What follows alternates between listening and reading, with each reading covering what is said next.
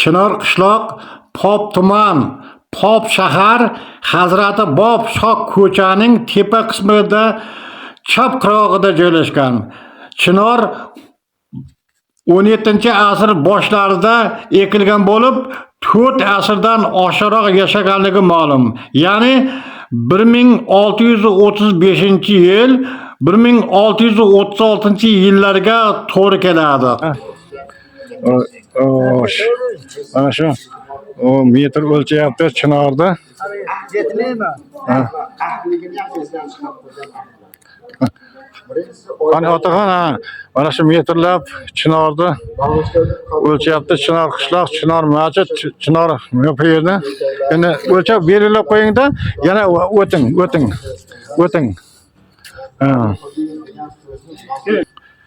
Mana ikkita otaxon Chinorda tagini o'lchayapti. Mana o'lchab oldingizmi? Belgilab qo'ying, belgilab. 3-olti, mana shu endi 3-o'lchov. Endi hozir mana holatda 9 metr bo'ldi. Endi qani yana o'lchangchi, oxirini ham. Oxirini ham o'lchangchi. Oxirini ham.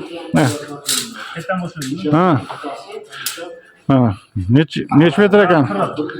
9 metr 40 santimetr ekan, balandligi necha metr?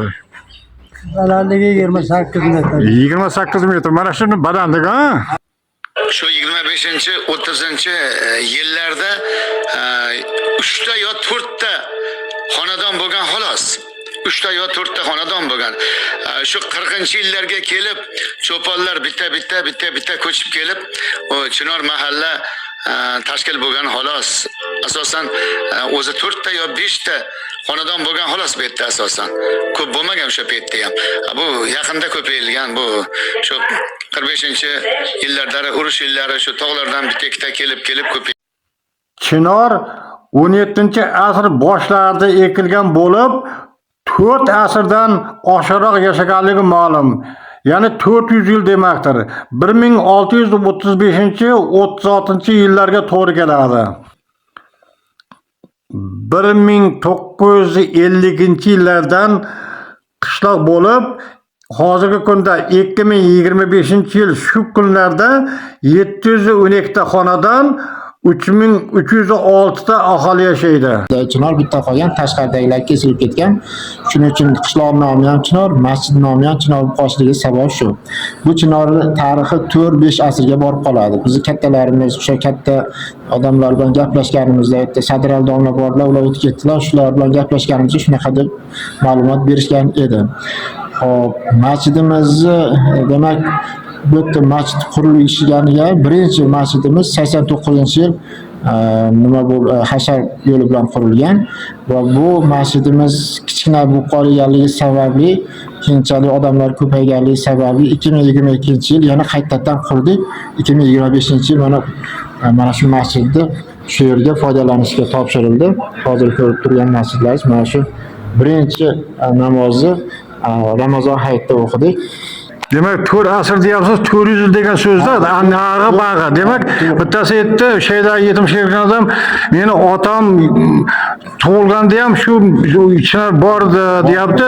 Demak, bittasi aytdi, shayda Chinor qishloqlik 1635-yillarda ekilgan ekan deb aytyapti. Demak, sizni gapingizdan 400 yil deyapsiz. Demak, o'sha yillarga ya ag'i bag'i to'g'ri keladi. Salomat bo'ling. Ismingiz? Mutalibxon domla. Shu Chinor qishlog'ida mollasiz, imomisiz. 25-yildan beri shetda. Rahmat, salomat bo'ling. Yashang kam bo'lmang. Chinor mahalla fuqarolar yig'inini barcha o'sha o'quvchilar mana shu maktabda o'qishadi. 380 nafar Chinor mahalla fuqarolar yig'inidan o'quvchilar kelishadi. Qirg'izboy ota 1938-yildan 1945-yillarda Hazrati Bob mozorida shayx bo'lgan. 952-1043-yilda yashab o'tgan Hazrat Umarbob Farg'oniy ziyoratgohi bo'lib, bu ziyoratgoh ilgari nihoyatda ayanchli holatda edi.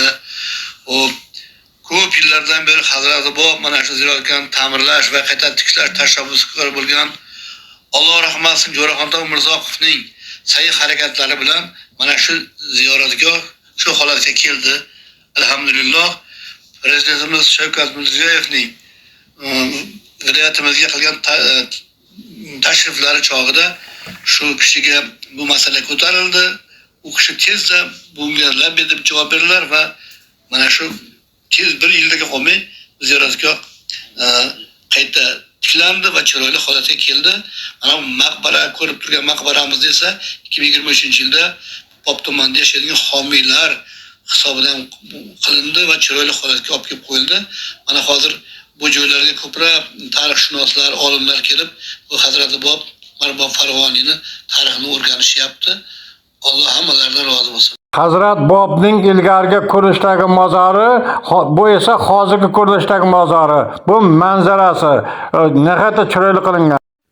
Bob ziyoratgohi xalqimiz e'zozida mana ziyoratchilar kelib, mana shu yerda Qur'on tilovat qilindi, Fotiha suralarini o'qildi. Mana shu yerda nihoyatda e'zozda va duo qilindi. Menga yordam bergan barcha Chinor qishloqliklarga rahmat. Salomat bo'lsin.